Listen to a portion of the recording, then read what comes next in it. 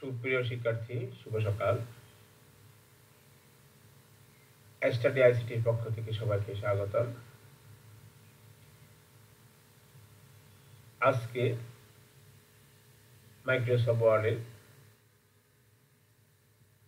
গুরুত্বপূর্ণ একটি ক্লাস আমরা শিখব যে কিগুলো ব্যবহার প্রত্যেকটি প্রোগ্রামে প্রয়োজন হয়, যদিও সবচেয়ে বেশি ব্যবহৃত হয় মাইক্রোসফট ওয়ার্ড। অন্যান্য সব কাজেই কিন্তু এই কিগুলো ব্যবহার হয়ে থাকে। এই কিগুলার কিছু নাম রয়েছে। এই নামটি আমরা অনেকেই হয়তোবা জানি না। এগুলোকে বলা হয় মডিফায়ার কি।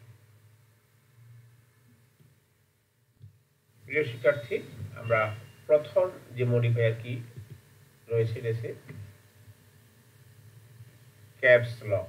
এটা ক্যাপস লকটা হচ্ছে কিবোর্ডের একেবারে বাম দিকে, কিবোর্ডের বাম দিকে। এখানে আমরা ক্যাপস লকের একটু ব্যবহারটা আমরা করে দেখি। ক্যাপস লক যখন অন থাকবে তখন আমরা যখন টাইপ করব তখন সব বড় হাতের হবে। ক্যাপস লক যখন অন থাকবে তখন সব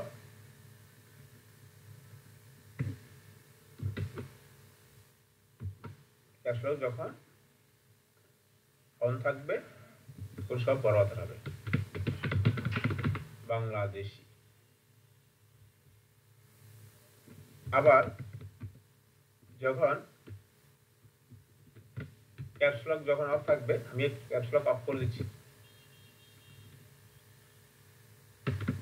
বাংলাদেশ তখন ছোট হাতের। আশা করি আমরা বিষয়টি বুঝতে পেরেছি ক্যাপস লকের মূল ব্যবহারটা কি। আবার বলছি, ক্যাপস লক অন থাকলে সব বড় হাতে টাইপ হবে, ক্যাপস লক ছোট হাতে থাকলে, আর ক্যাপস লক যখন অফ থাকবে তখন সব ছোট হাতে। এবার আমরা ক্যাপস লকের পর আছে শিফট কি। প্রিয় শিক্ষার্থী, দ্বিতীয় ধাপে আমরা শিফট কি ব্যবহার শিখব। শিফট কি দুটি ব্যবহার রয়েছে। প্রথম ব্যবহারটি হচ্ছে ক্যাপস লকের বিপরীত কাজ করে। আবার বলছি, শিফট কি ব্যবহার দুটি। প্রথমত ক্যাপস লকের বিপরীত কাজ করবে। কিরকম সেটা হচ্ছে, ক্যাপস লক যখন অন থাকবে আমরা জানি বড় হাতের। দেখুন বড় হাতে দিচ্ছি, বড় সব বি লিখতেছি বড় হাতে। কিন্তু যখন আমি শিফট কি চেপে রেখে যখন টাইপ করতে থাকবো, শিফট কি চেপে যখন আমি টাইপ করব তখন দেখবেন সব ছোট হাতে, অর্থাৎ ক্যাপস লকের বিপরীত। ক্যাপস লক আমি অফ করে দিলাম, এখন আমি টাইপ করতে যাই, কি হবে? ক্যাপস লক যেহেতু এখন অফ আছে তখন ছোট হাতে। এই মুহূর্তে যখন আমি শিফট কি চেপে টাইপ করব তখন কি হবে? সব বড় হাতে। আশা করি এই দুটি বিষয় আমরা রপ্ত করতে পেরেছি।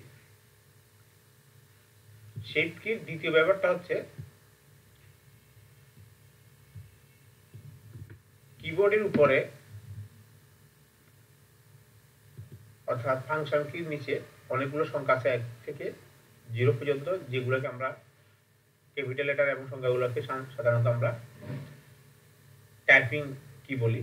যে কিবোর্ডের কিগুলোকে সব আগে ভাগ করা হয় সেগুলো হচ্ছে কি টাইপিং কির মধ্যে পড়ে। এখন আমি যদি দেখি সরাসরি যেখানে 8 আছে 8 টাইপ করলে এটির উপর চাপ দিলে এইটি উঠবে, কিন্তু যখন আমি শিফট কি চেপে চাপ দেব এটির উপর তখন স্টার আসবে। 2 এর উপর চাপ দিলে @ 3 এর উপর চাপ শিফট চেপে 3 এর উপর চাপ দিলে হ্যাশ। শিফট কি চেপে 4 চাপলে ডলার। অর্থাৎ আমরা একটা কির উপর দুটো করে আমরা কি পাচ্ছি, ব্যবহার পাচ্ছি সরাসরি একটা। আরটি হচ্ছে কি, সেটা হচ্ছে শিফট কি ব্যবহার। প্রিয় শিক্ষার্থী, আমরা কিবোর্ডটা একটু দেখলে মনে হয় ভালো হবে।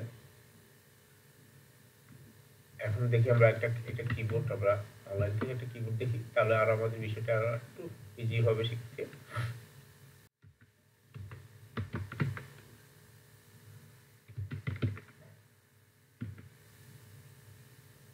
কিবোর্ড ইমেজ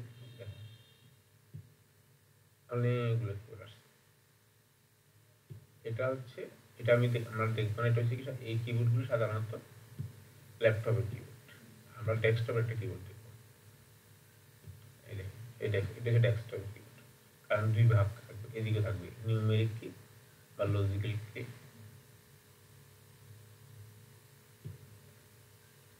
দেখি কোনটা স্পষ্ট সেটা বলা। আশা করি আমরা এই কিবোর্ডটা দেখতে পাচ্ছি।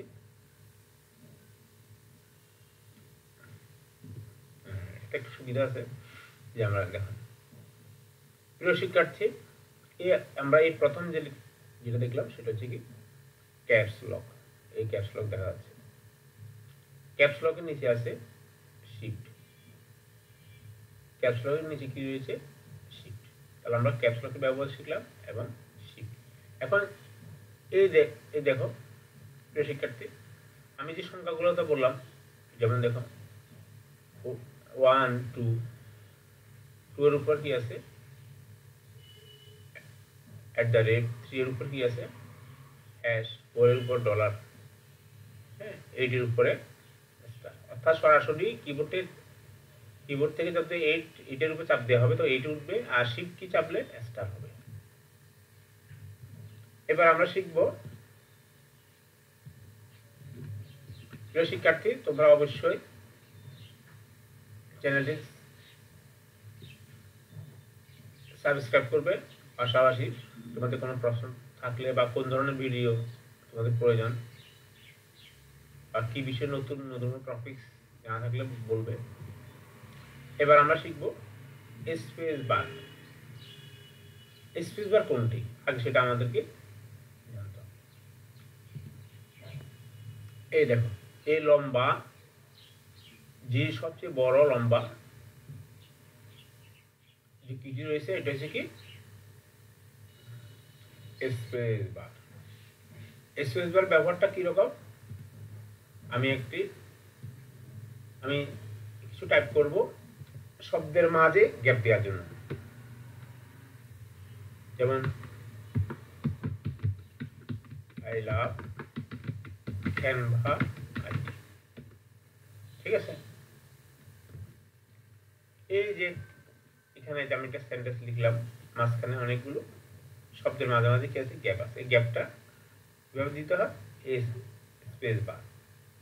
সাধারণত একটা বিষয় আছে স্পেস বার দেওয়ার একটু নিয়ম আছে, এটা মানলে একটু স্পিডটা হয় টাইপিং এ। আমি যখন বাম হাতে টাইপ করবো স্পেস বার, ডান হাতে বৃদ্ধাঙ্গুলি দিয়ে দেব। ডান হাত দিয়ে টাইপ করলে বাম হাতে বৃদ্ধাঙ্গুলি দিয়ে স্পেস বার দেব।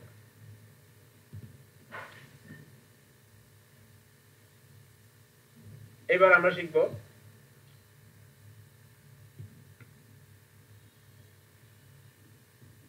এন্টার। এন্টার মানে প্রবেশ। এন্টারের একাধিক ব্যবহার হয়েছে। এন্টার কোনটি আগে আমরা দেখব। দেখো, এন্টার দুটি আছে, বড় এন্টার আছে। যদিও এই কিবোর্ডটা কিন্তু আমি বলছি এই কিবোর্ডটা হচ্ছে ল্যাপটপের কিবোর্ড। এই দেখা যাচ্ছে এখানে এন্টার। আমি যদি অন্য কিবোর্ডের দিকে এই দেখো এখানে একটা আছে, এখানে একটা, এখানে এন্টার দুটো, এন্টার কয়টি, এখানে একটা, এই জিনিসটা এই দেখো এটা হচ্ছে ল্যাপটপের কিবোর্ড। এখানে এন্টার একটা ডান দিকে। আর যখন স্ট্যান্ডার্ড কিবোর্ড যেগুলো রয়েছে সেগুলোর মধ্যে আসবে। এই দেখো এখানে একটা এন্টার, এখানে একটা এটা হচ্ছে ডেস্কটপের জন্য বড় কিবোর্ড ইউজ করা হয়, ল্যাপটপের জন্য ছোটটা ইউজ করা হয়। এন্টার এটার ব্যবহারটা আমরা দেখব। এখানে একটি প্যারা রয়েছে। আমি চাচ্ছি এআই ভিডিও লেখা আছে, অথবা ইন মাই ফ্রি টাইম বা লেজার টাইম, এই লাইন এরকম কাজটা যেখানে রাখলাম সেন্টেন্স পর, এই সেন্টেন্সটা আমি দ্বিতীয় লাইনে পরের লাইনে নিয়ে যাব। কাজটা রেখে এন্টার চাপ, এন্টার কাজ শেষ। ঠিক আছে, তার মানে কি কোন লাইন বা লাইন ভাঙার জন্য বা কোনো লাইনকে নিচে নেওয়ার জন্য এন্টার। আর একটা এন্টার ব্যবহার আছে, যেমন আমি মনে করলাম ফাইলটা সেভ করবো, আমি ওপেন করলাম, ওপেন করে এখানে ওপেন দিলাম, দিয়ে আমার এখানে এই ফাইলটা আমি ওপেন করবো। ঠিক আছে,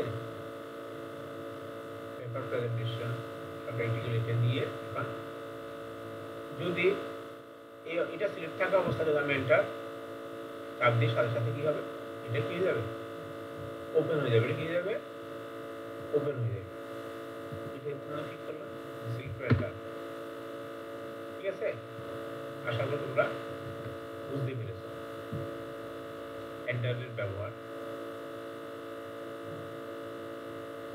এবার আমরা শিখব ডিলিট। দেখো আমি ডিলিট এবং ব্যাকস্পেস একসঙ্গে দেখে ফেলছি, কারণ ডিলিট আর ব্যাকস্পেসের কাজটা দুটার কাজে উদ্দেশ্য একটা মুছে ফেলা,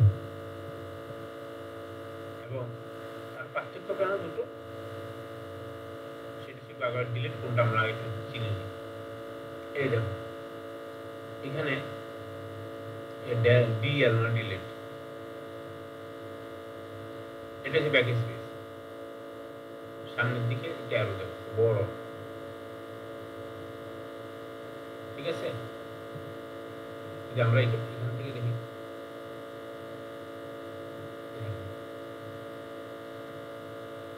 এটা ডিলিট, এটা ব্যাকস্পেস, এটা ডিলিট, এটা ব্যাকস্পেস।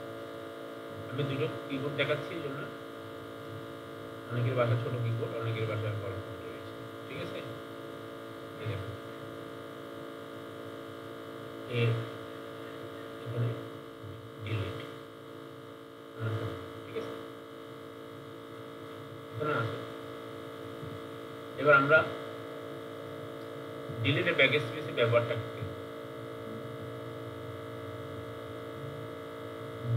দেখো আমি ডিজিটাল মার্কেটিং এর মাঝখানে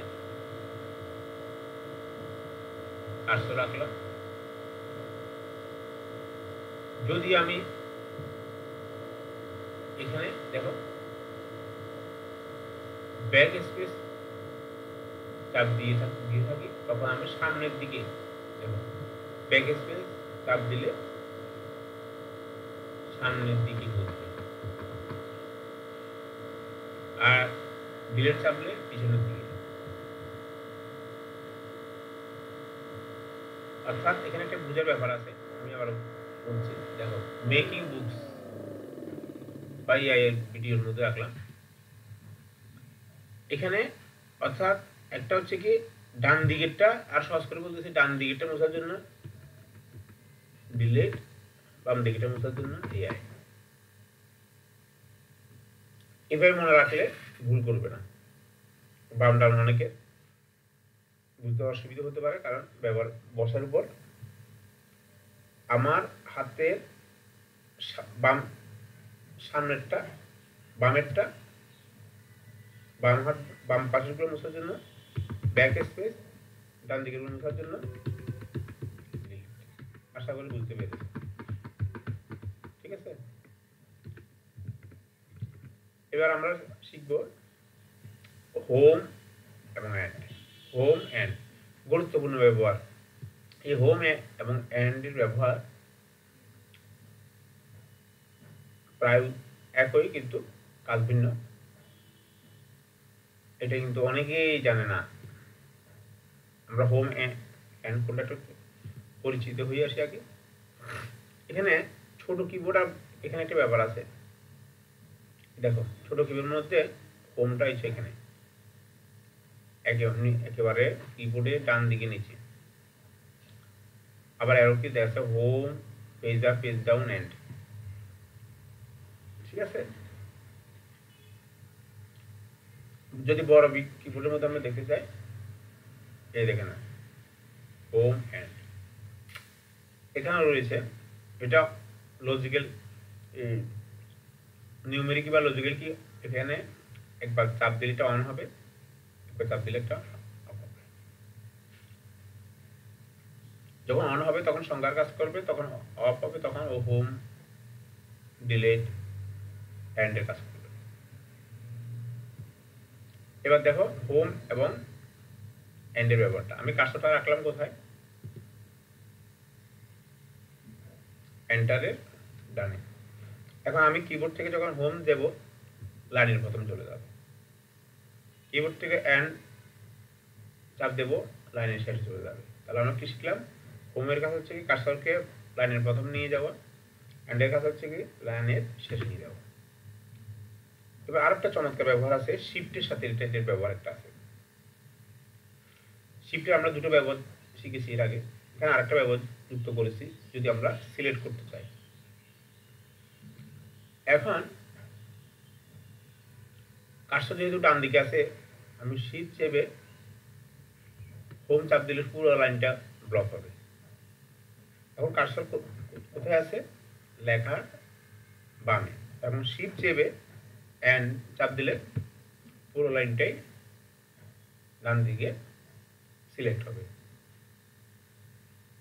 তাহলে আমরা হোম এন্ডের কাজ একদিকে আলাদা শিখলাম, অন্যদিকে আবার শিফটের সাহায্যে কিভাবে ব্লক করা যায় সেটা শিখলাম। এবার শিখবো আমরা ট্যাব। এই ট্যাবের ব্যবহার অনেকগুলো রয়েছে। কিরকম, প্রথমত আমরা একটা নতুন একটা পেজে যাব। দেখে আমি যখন দেখো আমি একটা সংখ্যা লিখলাম 1, ট্যাব দিলে একটা গ্যাপ পড়তেছে 2, আবার গ্যাপ দিলে 3, আবার ট্যাব চাপ দিলে 4, আবার ট্যাব চাপ দিলে 5। অর্থাৎ আধা ইঞ্চি পর পর ট্যাবের কাজ হচ্ছে কি আধা ইঞ্চি পর পর গ্যাপ দেওয়া। এখানে একটা কাজ, আমরা ট্যাবের কয়েকটা কাজ, অনেকগুলো ব্যবহার আছে। এক নাম্বার ব্যবহার হচ্ছে কি এমএস ওয়ার্ডে যখন টাইপ করব, একবার ট্যাব চাপ দিলে সে আধা ইঞ্চি সামনের দিকে যাবে, আবার শিফট ট্যাব চাপ দিলে পিছনে যাবে, সেটা এক্সেলের ক্ষেত্রে। আচ্ছা, এক্সেল আমরা যাবো কিছুক্ষণ পর। আমি কি বললাম, একবার ট্যাব চাপলে হাফ ইঞ্চি গ্যাপ করবে, কিন্তু আমি যখন ট্যাব সেটটা এখান থেকে করবো 1 ইঞ্চি, 3 ইঞ্চি, 6 ইঞ্চি, 9 ইঞ্চির উপর। এখন আমি কোথায় সেখানে 1 লিখলাম, ট্যাব দেওয়ার সাথে সাথে ওই দেখো তোমরা 3 এর মধ্যে চলে যাবে। আবার একটা ট্যাব চাপলে দেখো 4, 5, 6। অর্থাৎ তোমাদের মনে প্রশ্ন হতে পারে, প্রথমবার আমি যখন ট্যাব দিলাম আধা ইঞ্চি পরে 1, 2, 3 আসছে, পরের বার কিন্তু এখানে আসার পরে এখানে আবার 1 ইঞ্চিতে চলে আসছে, 3 ইঞ্চিতে চলে আসছে, 6 ইঞ্চিতে চলে আসছে, 9 ইঞ্চিতে। কারণ আমি উপর যে রুলার রয়েছে রুলারের উপর ক্লিক করে ট্যাব সেট করে দিয়েছি। ওকে বলেছি যে ট্যাব তুমি এখানে একটা দাঁড়াবা, এখানে একটা দাঁড়াবা, এখানে দাঁড়াবা, আর এখানে দাঁড়াবা, আর কোথাও দাঁড়ানো হবে না। ঠিক আছে, ট্যাবের ব্যবহার। ট্যাবের ব্যবহার আরো আছে, যেমন আমি এখন কন্ট্রোল ও দিলাম, ওপেন ডায়লগ বক্স আসলো। এখন কার্সরটা কোথায় আছে, ফাইল নেম। এখন যখন ট্যাব চাপ দেব এখানে আসবে, আবার চাপ দিব, তারপরে যাবে, এখন ওপেনে আছে। এখন শিফট ট্যাব দিলে আবার বিপরীত দিকে সিলেক্ট হবে, দেখো পিছিয়ে যাচ্ছে। ঠিক আছে, এখন চলে আসছে নেমে। এবার এক্সেলও কিন্তু ট্যাবের চমৎকার ব্যবহার হয়েছে। কিরকম দেখো, বড় করে দিচ্ছি তোমাদের বোঝার জন্য। যারা এক্সেল বুঝো, প্রথমে আমি কোথায় আছে B3 তে আছি, কিছু লিখলাম, আবার ট্যাব দিলাম, পরের ঘরে চলে গেছে, আবার দুটো গ্যাপ দিলাম,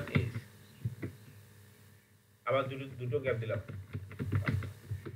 কারণ আমি বুঝাতে চাচ্ছি, অর্থাৎ এখানে এক্সেলে একটা ঘর থেকে আরেকটা ঘরে, একটা সেল থেকে আরেকটা সেলে যাওয়ার জন্য আমরা কি ব্যবহার করতে পারি, ট্যাব ব্যবহার করতে পারি। আবার এখানে আরো একটি কাজ আছে, সেটা হচ্ছে কি শিফট ট্যাব দিলে পিছন দিকে যাবে, দেখতে তো শিফট ট্যাব দিলে আমি রাখছি কোথায় পার্থের মধ্যে, আমি মাউস নাড়তেছি না, মাউস নাড়লে মাউসটা নড়বে, এবং শিফট ট্যাব দিচ্ছি, দেখো পিছন দিকে যাচ্ছে। আশা করি তোমরা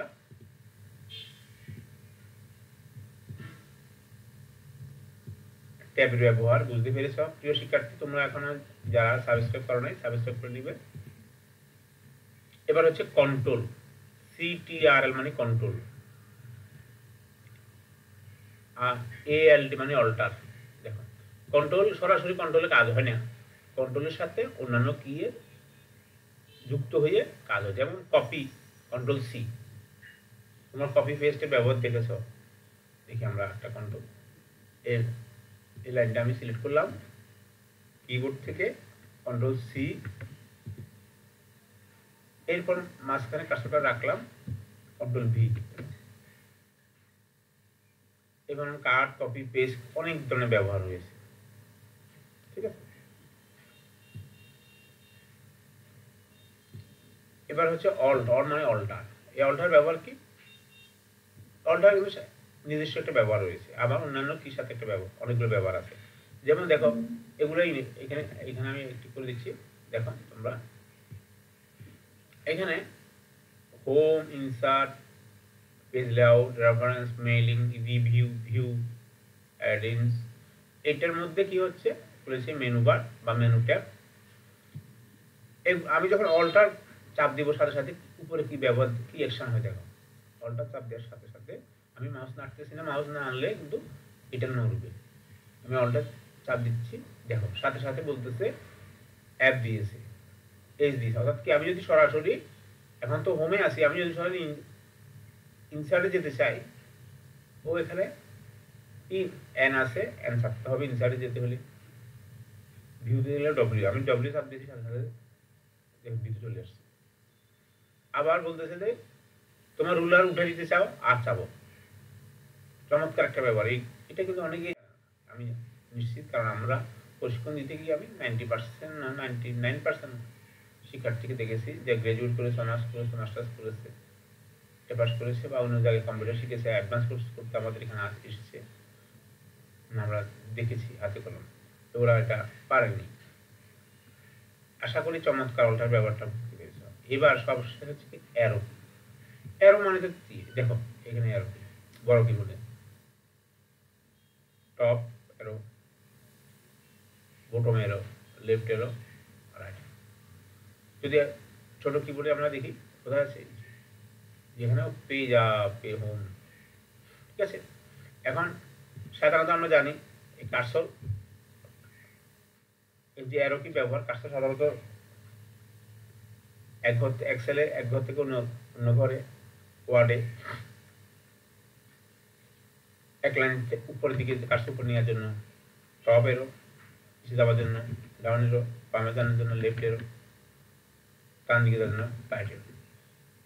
প্রিয় শিক্ষার্থী, আশা করি তোমরা কিবোর্ডের ব্যবহারগুলো জেনেছ। তোমরা এই চ্যানেলে যুক্ত থাকবে, নতুন নতুন কিছু ব্যবহার অবশ্যই তোমাদের টেক্সট বুক অনুসারে বা আমাদের কারিকুলাম অনুসারে ক্লাসগুলো অবশ্যই দেখতে পাবে। আর তোমরা যারা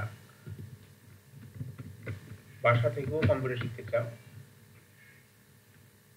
সেটা তোমরা অবশ্যই যোগাযোগ রাখবে। আমরা কিছুদিনের মধ্যে, যাতে বাসায় কম্পিউটার আছে, ল্যাপটপ অথবা ডেস্কটপ, আমরা প্রশিক্ষণ চালু করব। মনে রাখবে বর্তমান যুগ হচ্ছে তথ্য প্রযুক্তির যুগ। ইংরেজি এবং আইটি যারা থাকবে দক্ষতা, সে কিন্তু এগিয়ে যাবে। আর যেহেতু এখন এআই রয়েছে, আমাদের এআই এর উপর কোর্স চালু হবে আগামী মাসের দিকে। ধন্যবাদ সবাইকে। তোমাদের মূল্যবান কোনো কমেন্ট থাকলে